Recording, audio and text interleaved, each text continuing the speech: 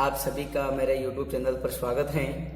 आज मैं लेकर आया हूं आप लोगों के लिए बीएससी थर्ड ईयर की जो पहले यूनिट आपकी चल रही थी HSAB hard and soft acid base, जो आपकी पहले यूनिट है इनऑर्गेनिक केमिस्ट्री की, इसकी हम चर्चा कर रहे थे। इसमें हमने पिछली क्लास में डिस्कस कर लिए थे कई सारे इसके पॉइंट्स। उसके बाद अगला पॉइंट आपका है धातुओं एवं लिगेंड्स का कठोर एवं मृदु स्पीशीज के रूप में वर्गीकरण। देखो, धातु किसे कहा? जितने भी धातुएं हैं वो एसिड के रूप में एक्ट करती है, जितने भी क्या नाम से आपके अधातुएं हैं वो लिगेंड के रूप में व्यवहार करती है। फिर हमने कहा कि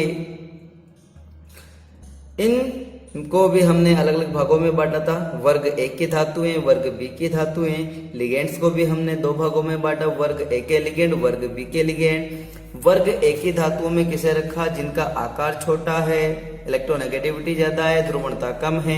वर्ग बी में किनको रखा? जिनकी इलेक्ट्रोनेगेटिविटी कम है, आकार बड़ा है, वो ध्रुवणता अधिक है। इसी प्रकार हमने लिगेंड्स को भी क्लासिफाई किया। तो देखो, उस आधार पर धातु एवं लिगेंड का कठोर एवं मृदु स्पीशीज के रूप में वर्गीकरण जो दिया, सर्वप्रथम पियर्सन ने विभिन्न धातुओं व लिगेंड को कठोर व मृदु स्पीशीज के रूप में वर्गीकृत किया। पियर्सन के अनुसार वे स्पीशीज जिनके आकार छोटे, आवेश घनत्व अधिक, विद्युत ऋणता एवं ध्रुवण शक्ति उच्च होना चाहिए, किंतु ध्रुवणता नगण्य होनी चाहिए। हम जानते हैं फाइनेंस के नियम के अनुसार यदि किसी आयन का आकार छोटा है, हायर इलेक्ट्रोनेगेटिव है, तो वो ध्रुवित नहीं हो पाता है। तो ऐसी स्पीशीज क्या कहलाएगी? आपकी कठोर स्पीशीज कहलाती है, हार्ड स्पीशीज कहलाती है। ठीक है। जबकि वे स्पीशीज जिनके आकार बड़े, आवेश घनत्व कम व विद्युत ऋणता व ध्रुवण शक्ति कम होती है, परंतु ध्रुवणता अधिक होती है, मृदु स्पीशीज के रूप में व्यवहार करती है। किसके रूप में व्यवहार करती है? मृदु स्पीशीज के रूप में व्यवहार करती है। अतः पियर्सन के अनुसार समूह ए की धातुएं कठोर अम्ल, जबकि वर्ग बी की धातुएं मृदु अम्ल के रूप में व्यवहार करती है। पियर्सन के अनुसार जितने भी वर्ग ए में जो धातुएं हमने रखी है वो कठोर अम्ल होगी, और वर्ग बी में उपस्थित धातुएं मृदु अम्ल के रूप में व्यवहार करेगी। ठीक इसी प्रकार वर्ग ए के लिगेंड कठोर सार, जबकि वर्ग बी में आने वाले लिगेंड्स मृदु सार के रूप में व्यवहार करते हैं। देखो, इसी प्रकार वर्ग ए के लिगेंड कठोर सार हार्ड बेस के रूप में व्यवहार करते हैं, जबकि वर्ग बी के लिगेंड मृदु सार, इनको बोलते हैं सॉफ्ट बेस के रूप में व्यवहार करते हैं। नेक्स्ट पॉइंट आपका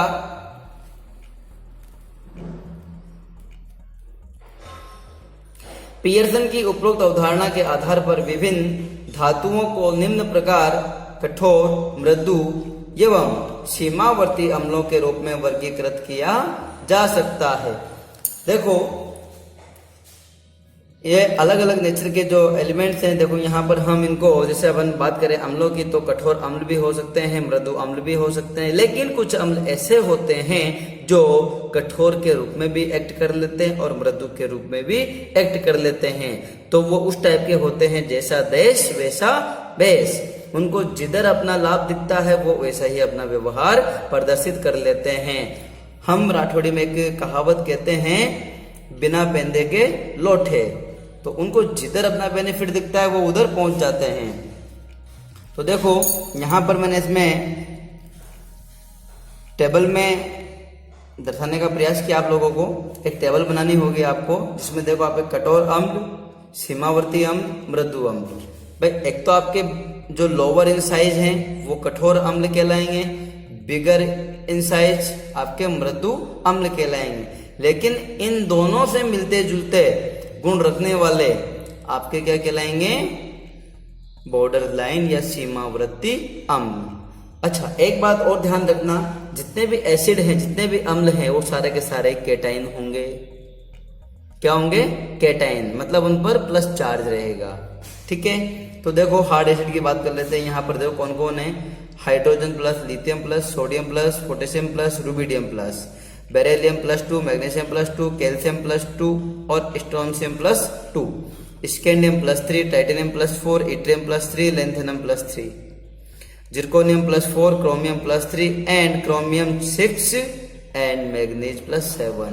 तो सर मैग्नीज +7, भैया मैग्नीज के 7 इलेक्ट्रॉन निकलने के बाद में इसका विन्यास क्या हो जाता है? अक्रिय गैस विन्यास, जो आर्गन का है, और हम जानते हैं आर्गन का साइज बहुत छोटा है। ठीक है, यहाँ पर जिरकोनियम का +4 में आप देख लेना, इसका देख लेना, यहाँ पर आपके कई सारे फैक्टर काम करेंगे। ठीक इसी प्रकार देखो आप पहले मृदु एसिड्स को देख लो, सॉफ्ट एसिड्स को। Copper +2, Ag+1, Hg+1, Hg+2, Hg+1, Au+1, CH3Hg, methyl mercury ion. ठीक है, palladium +2, lead +2, platinum +2, indium +1, titanium +1, caesium +1, barium +2 इत्यादि। अब ये तो हो गई हार्ड की बात, हार्ड एसिड की हो गई, सॉफ्ट की बात। अब यहां हम बात करते हैं जो बॉर्डर लाइन है, उसमें कौन कौन है बेटा? आयरन +2, कोबाल्ट +2, निकल +2, कॉपर +2, जिंक +2, CH3+, R, कोई भी एल्किली ग्रुप हो सकता है, C6H5 पॉजिटिव और बोरान +3। ये कुछ महत्वपूर्ण जो एसिड्स थे वो मैंने यहाँ पर लिस्ट किए हैं। इनके अलावा भी बुक में काफी सारे एसिड्स हैं, आप इनको याद कर लो, इतना आपके लिए बहुत है।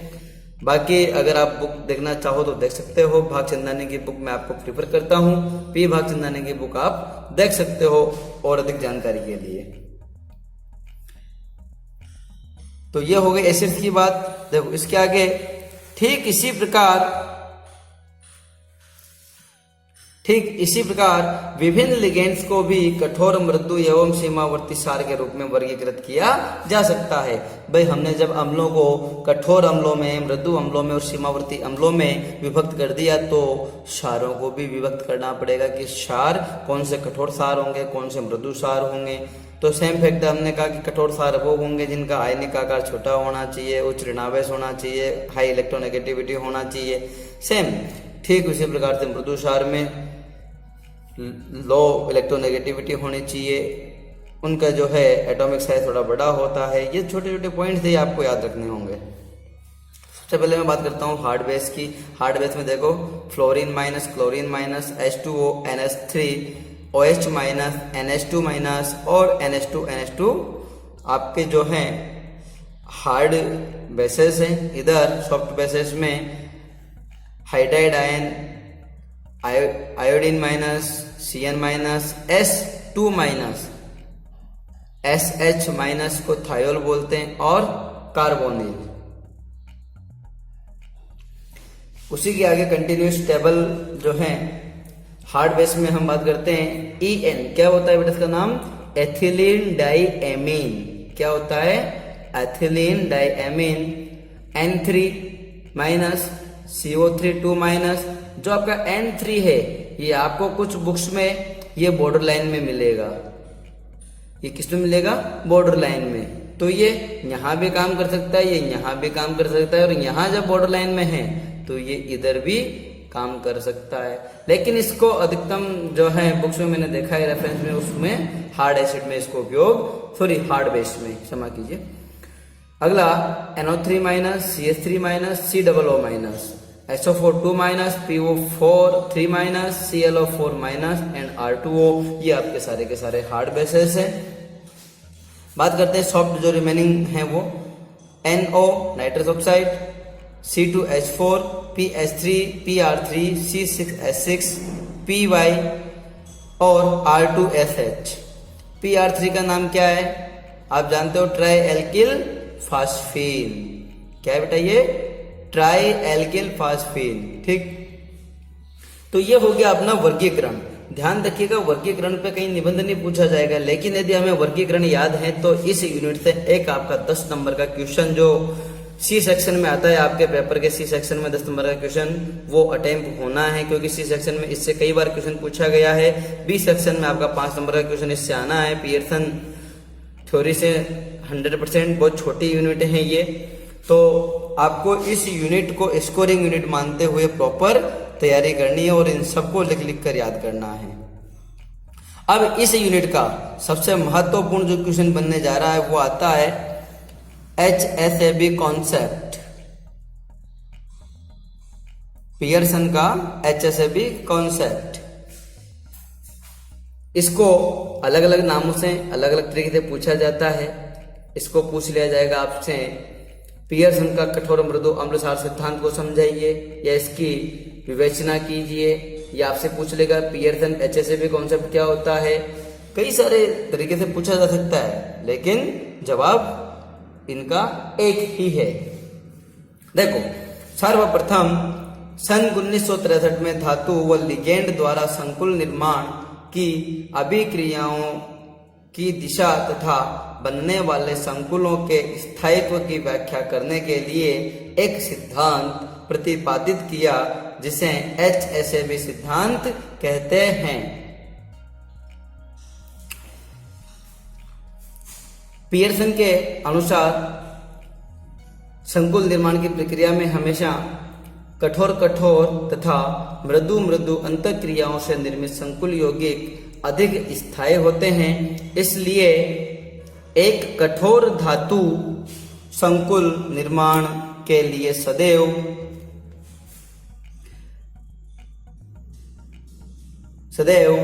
कठोर सार के साथ बंधन को प्राथमिकता देते हैं।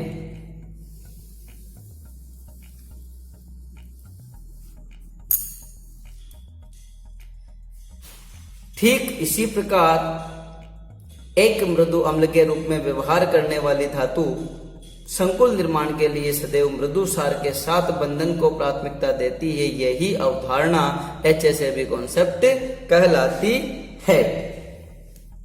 राइट, देखो ध्यान दीजिए, जो पियर्सन था आपका, पियर्सन ने ज्यादा कुछ नहीं कहा है, बेसिक प्रिंसिपल अपन जानते हैं। बेसिक एक मैं आपको उदाहरण देना चाहता हूं।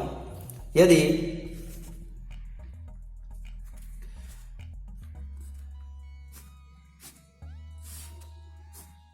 यह मिस्टर घनश्याम है, ठीक है, और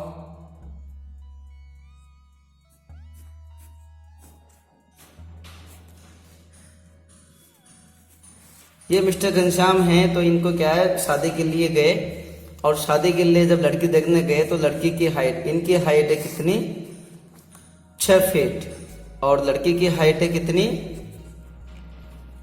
3.5 फीट, कितनी है, 3.5 फीट। तो क्या इनका रिश्ता हो सकता है? इन केस आप जनरली जो लॉजिक है, हो सकता है? आप कहोगे कि नहीं हो सकता, लेकिन किन्हीं कारणों बस अगर इनका रिश्ता हो भी गया, इनका गठबंधन मान लो हो जाता है, इनका गठबंधन हो भी जाता है, तो क्या ये लंबे समय तक चल सकता है? नहीं चल पाएगा। एक और साथ में आप लिखो, ये कौन है आपका, घनश्याम, और ये कोई भी आपकी जो नाम आपका कोई भी लिख सकते हो इसमें। मान लो मैं कह देता हूं कि ये कोई भी पूजा नाम की बालिका है। अब दूसरा केस, ये तो आपका क्या हो गया, केस फर्स्ट। केस सेकंड है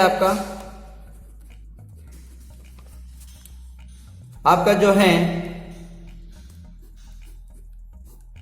ये घनश्याम है, इसकी हाइट है 4 फीट, और इधर जो आपकी इसके लिए जब रिश्ता देखने गए तो जो बालिका है उसकी हाइट है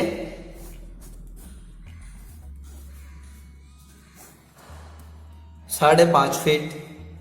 तो क्या हम इनका गठबंधन करा दें तो क्या चलेगा?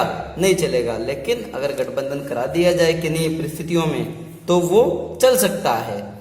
अब यहां पर यदि इनको एक चांस दिया जाए, इनको चांस दिया जाए कि हम वापस से रीअरेंज हो सकते हैं या दोबारा हम एक सेटल लाइफ कर सकते हैं, ये देखो इसके साथ शादी तो कर लेगा लेकिन कुछ नहीं रह पाएगा, इनकी लाइफ में जो स्टेबिलिटी होनी है वो नहीं रह पाएगी। दूसरी बात हम करेंगे, यहाँ पर मान लो पैसे का लालच है, किसी दहेज वहेज देकर किसी भी तरीके से या इनको उल्टा पैसा देकर इन दोनों को मना के ये रिश्ता तय कर दिया गया, तो ये रिश्ता हो तो जाएगा, ये रिएक्शन हो तो जाएगी, लेकिन क्या गारंटी कि स्टेबिलिटी इसमें होगी? और स्टेबिलिटी होगी तो कम होगी, है ना। तो यदि हम बात करें यहां पर, यदि इस वाले घनश्याम का और इस वाले पूजा को, इन दोनों की जोड़ी को इस जोड़ी से मिला दिया जाए और ये आपस में एक अपने सामंजस्य से ये इसके साथ विवाह कर ले और ये इसके साथ विवाह कर ले, तो आप ये बताओ मुझे, ऊपर वाले केस की वाली जोड़ी ज्यादा स्टेबल है या इनसे बनने वाली जोड़ी ज्यादा स्टेबल है? आई होप कि लंबू के साथ लंबू बिल्कुल सूट करेगी और इस जोड़ी की जो स्टेबिलिटी होगी वो ज्यादा होनी चाहिए, और ऑफकोर्स ऐसा होता है। और यहाँ पर इस 4 फीट वाले के साथ में 3.5 फुट की जो बालिका है, इसका संबंध यदि यहाँ होता है तो इन दोनों के बीच की जो बॉन्डिंग है वो कुछ अधिक मजबूत होगी और ये रिश्ता अधिक समय तक टिका रहेगा। ठीक यही बात पियर्सन ने समझाई कि जो बनने वाले संकुल यौगिक हैं उनमें हार्ड एसिड सदैव हार्ड बेस के साथ रिएक्शन करके स्थायी उत्पाद देगा और सॉफ्ट एसिड सॉफ्ट बेस के साथ क्रिया करके आपका स्थायी प्रोडक्ट का निर्माण करेगा। हम आ जाते हैं वापस अपने पॉइंट पर, उदाहरण लेते हैं यहां पर हम एक सीजियम फ्लोराइड का, सीजियम फ्लोराइड आपका जो उदाहरण है एक आयनिक कंपाउंड होता है। देखो सीजियम फ्लोराइड में प्रबलतम आयनिक बंध उपस्थित होता है, फिर भी यह लिथियम आयोडाइड के साथ तीव्र अभिक्रिया करके एक्सोथर्मिक रिएक्शन देता है, जबकि हम जानते हैं कि सीजियम फ्लोराइड बनना ही नहीं चाहिए। सीजियम आपका जो है सॉफ्ट एसिड है और फ्लोरीन आपका हार्ड बेस है, तो ऐसा होना नहीं चाहिए, लेकिन हुआ किन्हीं परिस्थितियों में तो इसकी स्टेबिलिटी कम हो गई। जैसे मैंने अभी आपको घनश्याम और पूजा वाली कहानी बताई, ठीक उसी प्रकार से यहाँ पर सीजियम फ्लोराइड लिथियम आयोडाइड से क्रिया करेगा और एक्सोथर्मिक तीव्र रिएक्शन देगा। देखो किस प्रकार से यहाँ इनकी रिएक्शन होगी। सीजियम फ्लोराइड में देखो सीजियम आपका सॉफ्ट एसिड है, फ्लोरीन में आपका ये हार्ड बेस है, लिथियम आयोडाइड में आपका ये लिथियम हार्ड एसिड है और यहाँ पर ये सॉफ्ट बेस है iodine, iodide minus Li minus. जब इनकी क्रिया आपस में कराई जाती है तो ये अभिक्रिया बहुत फास्ट होती है।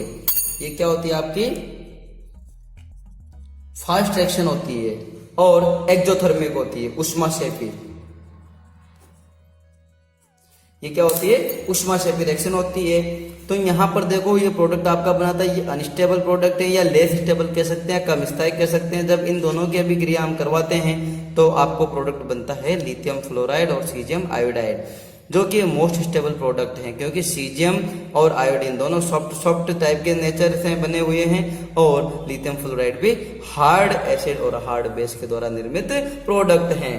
तो ये पहली वाली जोड़ी थी घनश्याम और पूजा की और ये बाद वाली जोड़ी थी। जब इन दोनों को ये जोड़ी इनकी लाइफ चल रही थी जैसे तैसे, मतलब दुखी सुखी अपनी लाइफ को काट रहे थे, लेकिन जब इन दोनों का मिलना हुआ तो इन दोनों ने अपना सामंजस्य बिठा के अपनी लाइफ को वापस से रीअरेंज कर लिया, रिसेट कर दिया वापस से। आगे देखिए आप, पियर्सन की HACCP अवधारणा के अनुसार लिथियम कठोर अम्ल जबकि सीजियम मृदु अम्ल के रूप में व्यवहार करता है। इसी प्रकार फ्लोरीन माइनस कठोर सार जबकि आयोडीन मृदु सार के रूप में व्यवहार करते हैं। अतः सीजियम फ्लोराइड व लिथियम आयोडाइड क्रमशः मृदु कठोर तथा कठोर मृदु अंतःक्रियाओं से निर्मित यौगिक हैं।